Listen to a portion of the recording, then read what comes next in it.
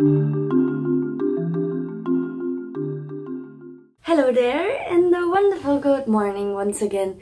And today I want to take my time to ask one of your questions again, and lately I got asked a lot, how do I travel cheap? Like, how do I manage to travel for such a long time and not spend all my money?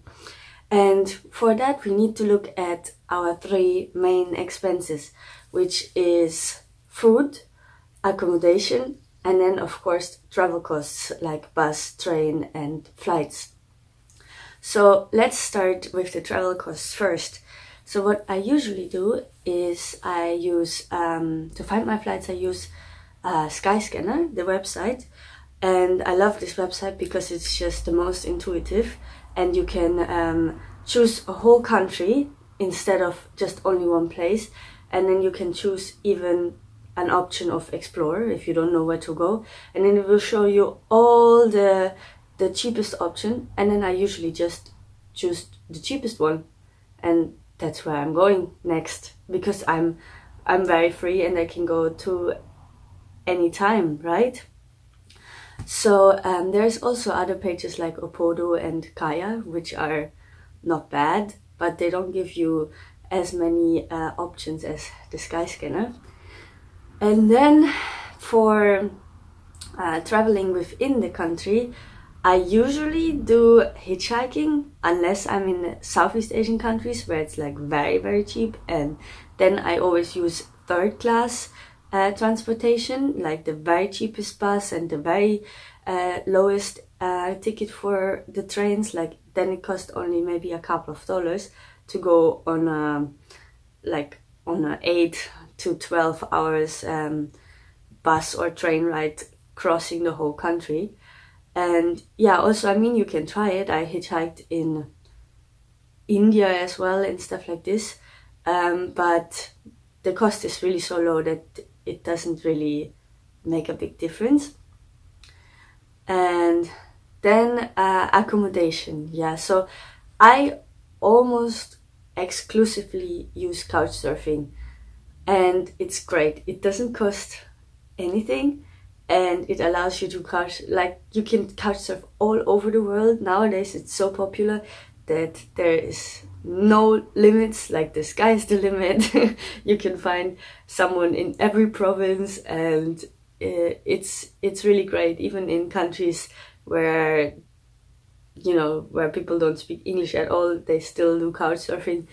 And well, anyways, apart from being for free, it's a great way to emerge into local culture and really get to know people from the country, and often it's the easiest way to make friends as well. And they very often also give you food because it's part of their culture, and they want you to experience the local food and stuff like this. And I'm vegan, and even that I'm vegan, they still accommodate all my needs and cook something like special for me. So, and then if you are in countries where that is not the case, like for example in Europe, people usually don't provide food for you. Like in Europe, it's really also much like couchsurfing is much more like a kind of like staying over at a friend's and just, you know, hanging out and cooking separate or eating out or something like this. So then there's a couple of really good options, and that would especially be in Europe and like westernized countries, would be dumpster diving. I did that a lot. So that means after the supermarket is closing, you would go to the trash cans and take out what they just threw away 5 minutes earlier. And you know, in westernized countries, everything is wrapped in plastic anyway, and it's all clean food, and you can just take it out because it's only in there since 10-15 minutes. You take it out and you bring it home and you prepare it and you eat it. So that's how I traveled in Europe for 3 months in Scandinavian countries like Denmark, Sweden and Norway for $150, like all together. And Then also there's the option to go to temples, especially like Sikhism temples. They always offer free food, and they are everywhere around the world, and they offer breakfast, lunch, tea time and dinner, and they are very welcoming, and it's Indian food, and I used that a lot in Europe as well, like Barcelona, but I also used it in Malaysia and other countries. Like it's literally everywhere. And then there's also a lot of times you can find donation-based restaurants. You just Google for it, and that's restaurants which are like non-profit, and you can just pay in a jar without them seeing how much you really pay. The amount you can pay, and then you can just pay $1 or however much you have, right?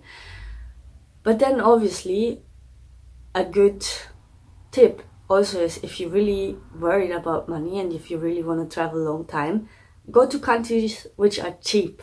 Yeah, so I'm going everywhere and almost spending like the same amount of money, because I can travel cheap in every kind of country, because I'm just used to it, and I just figured it out, and the style of traveling is just different then. But if you're worried about that, and if you want a little bit more luxury, then just go to Southeast Asia, or to countries like I think South America is also quite cheap. I haven't been though, but yeah, India, Nepal is extremely cheap, and you can survive for a very long time, and people are super friendly and will feed you all the time. So yeah, I think that's my travel hacks. Like right now I'm in Japan, and Japan is extremely expensive, and I still manage because people are really nice and cooking for me, and they use couch surfing and hitchhiking. So anyways, if you think this was somehow helpful, then let me know in the comments below. I will also soon make videos about like more in detail how to travel Japan cheap, and how to travel India cheap, and how to travel Southeast Asia cheap, and all these kind of things. And then I also will bring up a video on how to travel entirely for free. It's also possible. I also did that before. And yeah, if you're interested in this kind of content, then don't forget to hit the subscribe button and stay tuned, and I'll see you soon.